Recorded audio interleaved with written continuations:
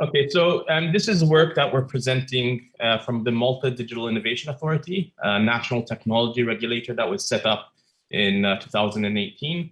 And we're just going to give our perspective in some work that we've done in providing some sort of form of regulation on artificial intelligence. And this is work from not only the staff of the Innovation Authority, but many consultants who we've reached out to.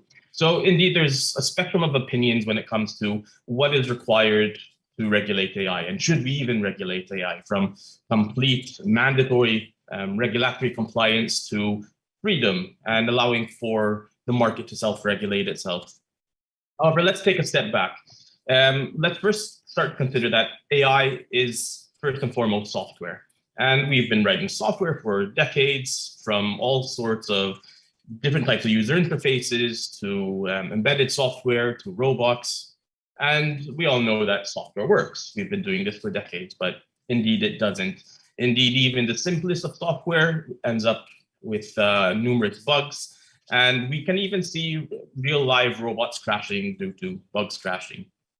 But if we look back towards history, some infamous bugs that we can think about are the NASA Spirit rover that became unresponsive after a few weeks that it landed on Mars. And this was due to a bug in its deletion software routine. The Theric-25 radiation therapy, which was responsible for killing at least 5 patients that are known. And this was due to a user interface bug that resulted in the nurses using the actual machine were displayed with one value, but the radiation therapy value actually administered was another value inside of the software memory. And these bugs are on relatively trivial software. And nowadays, we're using artificial intelligence, which is much more complex. And it's not just about ensuring that the software itself is correctly, but also the training and the data that these algorithms are trained on, that they're suitable and sufficient for the particular problem. So we're not only dealing with correctness of software, we're also dealing with adequate procedures for training. And which safety critical AI-based system will become infamous and added to this list? Well, ideally none. So what we considered was, let's start by focusing on raising the levels of technology assurances in certain types of systems when we're using artificial intelligence. Now, I could go through this story discussing how AI from robots will lead to robots not taking any more orders from its humans and eventually putting us into some sort of matrix, right? The whole concept of the simulation theory, AGI, so on and so forth. There are many out there, especially in the academic community, certain sides of it will say that AGI will never exist. Nonetheless, though, many policymakers, many individuals out there are still scared of this end of the world scenario that AGI will take over the world. So irrespective of whether we agree or disagree that AGI will ever exist, we took the stance that some safeguards are definitely needed for AI. And AGI is not upon us right now.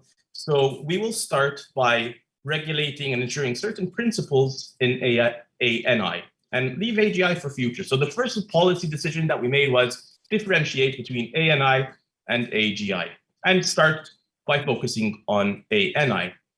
The next question that came to us is, should we regulate all artificial neural intelligence? And indeed, there are certain use cases where some form of regulation, some form of assurance needs to be applied, such as if we're looking at court decisions where an individual's life could be on the lines. We need to make sure that we're regulating that in a sound manner. Similarly, if someone is going to apply for a bank loan, and we need to make sure that there's no unjust bias in that procedure. We shouldn't have an individual behind a bank making a decision, whether it's software or not, making decisions based upon perhaps the brand of clothes that someone's wearing, because they may be able to look at statistics and find that this particular type of client would end up eventually defaulting. But at the same time, there are many types of systems that likely do not require regulation, even if using AI. So if we think about music recommendation systems to some extent, the more bias that is in my particular recommendation system, probably the better. I want to hear music that I like. And if I'm put into that category, that will probably provide better recommendations for me. Now, obviously, there's difference of opinions on that. And in regards to if someone wants to hear within their particular category or preferred categories or not. So the second policy decision that we looked into was do not regulate AI across the board, because there are many applications which would be stifled if we regulate them. Only regulate where required. So we looked at non-AI software-based software as well. Let's say a bank processing algorithm ultimately makes a decision, approve the loan or do not approve the loan. And whether this is based upon statistical, rule-based systems, random, whether it's even based upon a human, at the end of the day, it is this decision that is critical. And we don't want to leave any loopholes. Whether we're using AI or not using AI, this decision-based system needs to follow whatever principles that we want to instill within a bank loan processing system. And again, like I said, whether it is software or whether it is humans, it is the decision and the principles that we want to look at. Now, if we create AI regulation and it captures non-artificial intelligence software-based decisions into it, we're regulating more than just AI. We are regulating software. And could we stifle software by regulating all software? So we need to be careful by not over-regulating or specifically regulating AI that will capture non-AI software inside it. So the question that arises, should we regulate all software? And whether it's software or whether it's a human behind the decision-making process, what we need to actually focus on from our perspective, from starting off with initial policies, is that we want to make sure that this decision is not discriminating, irrespective of whether it's a human or whether it's software. So we want to focus on the sector, not on the software itself. And if you look at many sectors like bank loans, discrimination,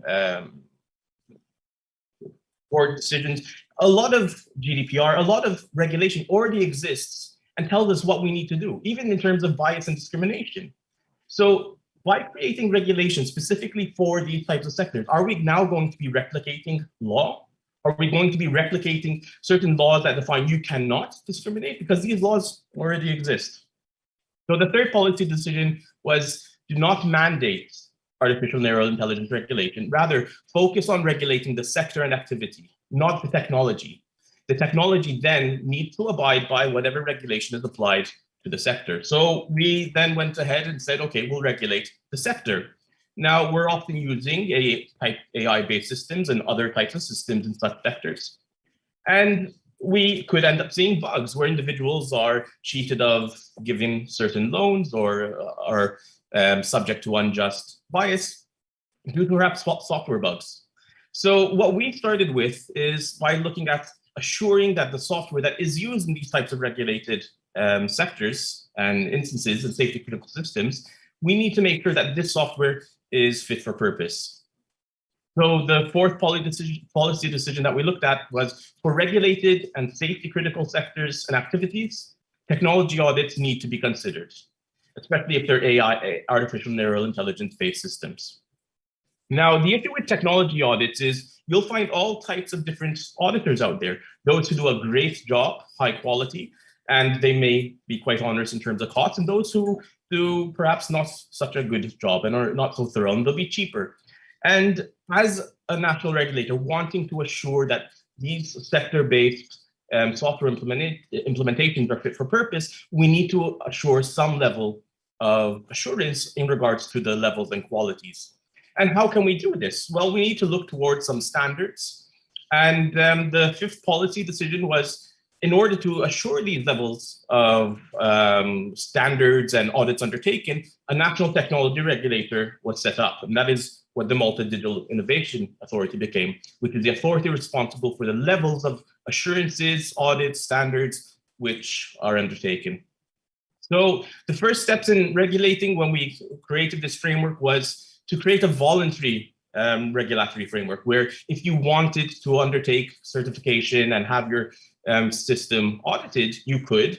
But then when it comes to regulated sectors and other safety critical systems, such as, let's say, fintech applications that is regulated by the financial authority, the financial authority itself could mandate such technology audits, or other laws could mandate such technology audits. So we're primarily a voluntary regulatory regime, but we can be mandated through other regulators and laws.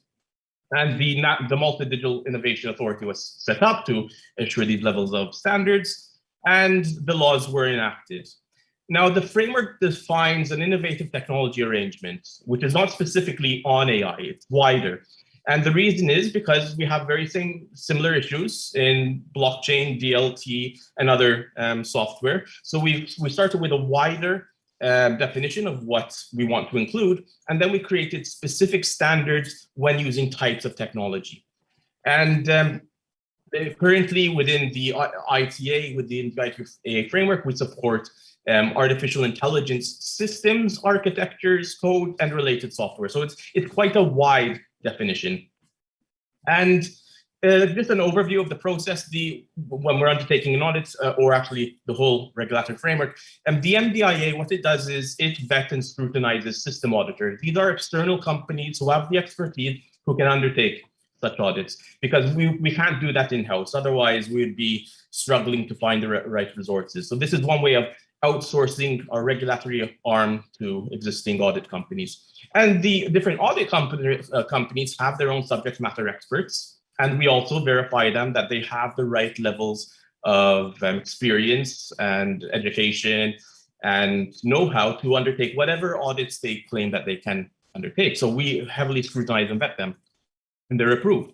Then when someone wants to come and audit their system, there needs to be a known identifiable party who's running the system, and there needs to be a technology administrator appointed who can intervene in the system if required. For example, if the system has gone haywire and for some reason it's causing damage, the technical administrator must have powers of intervention to intervene if required. And we vet the individuals as well. Besides this, there must be a forensic node.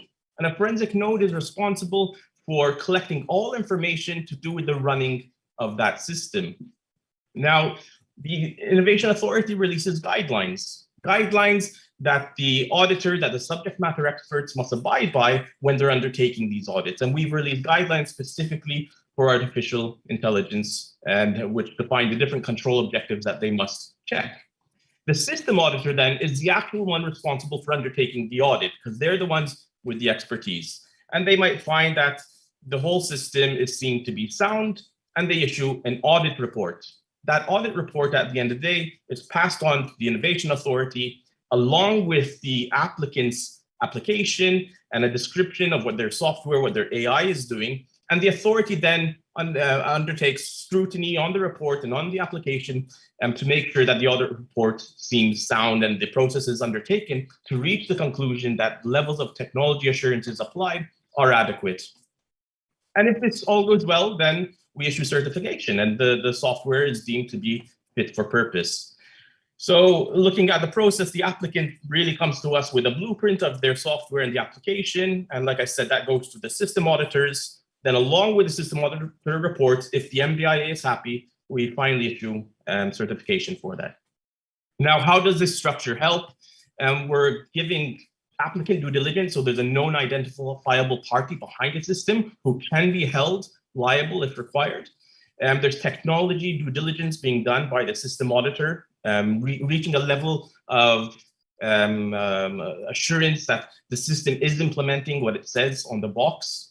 Like I said, there's the identifiable known party, and there's a forensic node which can be used for post-mortem events if required, if something went wrong, or if we want to, if we're not sure why a particular algorithm took a particular decision, this can be investigated with the authorities or even other authorities. There's some power of intervention for when things do fail, and there's some first point of contact who can act when things do fail. And that will be the technology administrator. Now, in a court of law, according to our laws, it is the English description that will prevail over the implementation if there's any argumentation between the various parties involved. So that provides at least some sort of assurance in regards to what the system is expected to do. Now, that's what we started with. We started with quite an onerous audit framework, and this is not appropriate for all types of startups, of companies in various phases because it's quite expensive. So we then further looked into creating a technology assurance sandbox, which we've just launched. And this is allows for more flexibility in regards to the types of assurance that are required, and allows for us to scale down the framework to be proportionate to the risk involved in the particular operation.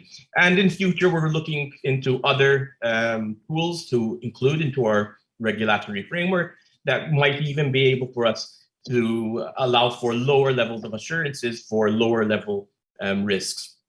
And these two tools that we have really now, we feel that they're going to help us to adapt quickly to other regulatory regimes as they're put forward, such as those from the European Union, for example. And this is just one part of the puzzle. This is just technology assurances. This is what we started with.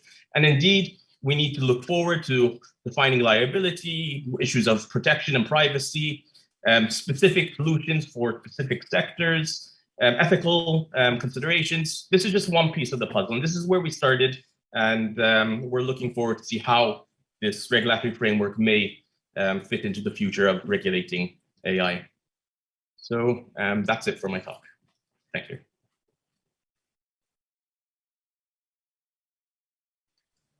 Thank you very much, Mr. Joshua Ellul, for your presentation. And now we have a question from the audience. We actually have two questions. Mr. Dennis is here with us. Mr. Dennis, can you confirm that the question was made by you? Yeah, that is actually my question, yes. Okay, would you like to make it? Please be free. Okay, yeah, so the question is specifically, we've seen as a consequence from GDPR that specific services are just no longer available in Europe because they would have to follow specific regulations. Did you investigate how you can ensure that having new regulations doesn't just force companies to avoid a specific market? Yep. So because the regime is first and foremost voluntary, they don't need to leave.